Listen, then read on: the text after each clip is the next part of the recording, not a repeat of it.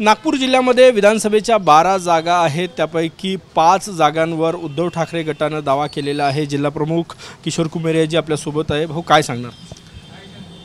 मागेच उद्धव साहेबांच्या माध्यमातून विदर्भाचे जे संपर्क प्रमुख आहेत माननीय भास्करराव जाधव साहेब यांनी पूर्ण जिल्ह्यांशी चर्चा केली, आढावा बैठक घेतली आणि त्यामध्ये शिवसेना उद्धव बाळासाहेब ठाकरे पक्षातर्फे नागपूर शहरामध्ये दक्षिण विधानसभा आणि पूर्व विधानसभा, त्याचप्रमाणे नागपूर ग्रामीण म्हणजे रामटेक लोकसभामध्ये 3 विधानसभा मागू अशा प्रकारचं भास्करराव जाधव साहेबांनी आमच्या संपूर्ण बैठकीत सांगितलं।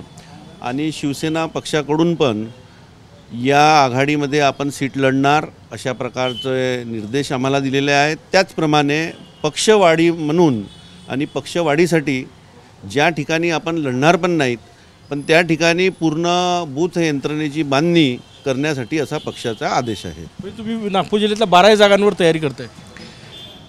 पक्ष म्हणून, संघटना म्हणून जे पक्षाचे आदेश आहेत आणि पक्ष वाढीसाठी पक्ष वाढणे हा प्रत्येक पक्षाचा पदाधिकाऱ्याचा तो त्यांचा अधिकार आहे आणि त्यामुळे पक्षाचे जे आदेश आहे संपूर्ण जेवढ्या विधानसभा शहरात आहे त्या विधानसभेमध्ये आपली बूथ यंत्रणा बांधून आपला पक्ष मजबूतीकरण करावं असा पक्षाचा आदेश आहे। ग्रामीणमधल्या कुठल्या जागांवर दावा केलेला आहे? ग्रामीणमध्ये एक रामटेक जागा, त्याचप्रमाणे एक हिंगणा आणि एक आपली कामठी अशा 3 जागा ग्रामीणच्या शिवसेना मागणार आहे। तुमच्याकडे उमेदवार आहेत तेवढे?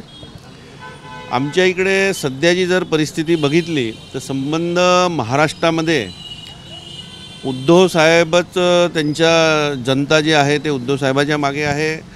एक लाडके मुख्यमंत्री म्हणून त्यांनी काम केलं आहे, जनता त्यांना मानते आहेत, म्हणून शिवसेनेलाच जास्त लोक जनता मानत आहे आणि शिवसेनेत नाही तर इतरही पक्षातले लोक शिवसेनेकडे उमेदवारी मागासाठी आणि शिवसेना तर शिवसैनिक मोठ्या उत्साहाने यावेळेस आहे।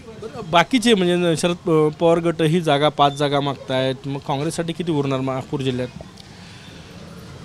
यामध्ये महाविकास आघाडीमध्ये पार्लमेंटरी बोर्ड आहे, त्यात शिवसेना, काँग्रेस आणि राष्ट्रवादी आहे। तिघही मिळून हे ठरवणार आणि ज्याप्रमाणे विदर्भामध्ये रामटेक लोकसभा ही शिवसेनेने आपली सिटिंग सीट सोडलेली आहे, त्यामुळे ज्या सीट्स निवडून येतील उद्धव साहेब ठरवतील त्याप्रमाणे या आघाडीमध्ये निर्णय होईल असं माझं मत आहे। कॅमेरामॅन साईसह गजानन उमाटे, TVN मराठी, नागपूर।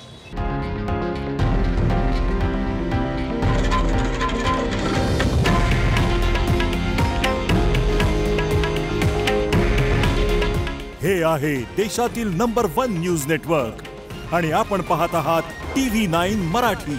काळजी तुमची, हित महाराष्ट्राचं।